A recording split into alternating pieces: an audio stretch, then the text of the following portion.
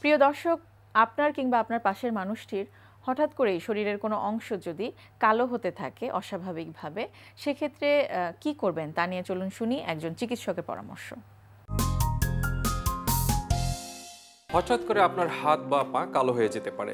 আমরা যদি এর কারণটা খুঁজতে যাই, আমরা প্রায় সময় যে কারণগুলো পেয়ে থাকি সেটি হচ্ছে যে হাতের কিংবা পায়ের রক্তনালী বন্ধ হয়ে যাওয়া। এই রক্তনালী কী কারণে আসলে বন্ধ হয়? বিশেষ করে যাদের হার্টের ভালভে প্রবলেম আছে, অথবা কারো দীর্ঘদিন ধরে হয়তোবা তার পায়ের বা হাতের রক্তনালীগুলো আস্তে আস্তে বন্ধ হচ্ছে, হঠাৎ করে সেই রক্তনালীটি বন্ধ হয়ে যেতে পারে। তখন যে জায়গাটি বন্ধ হয়ে গেছে তার পরবর্তী অংশটি বা নিম্নাংশটি কিন্তু হঠাৎ করে কালো হয়ে যেতে পারে। এবং এই কালো হওয়া হচ্ছে পচন শুরুর প্রাথমিক অবস্থা। এবং এই রুগীকে যদি 6 ঘন্টা থেকে 8 ঘন্টার মধ্যে চিকিৎসা দেওয়া না হয়, তাহলে কিন্তু তার পাটি পচন ধরে যেতে পারে, এমনকি আক্রান্ত এই পাটি কেটে ফেলে দিতে হতে পারে।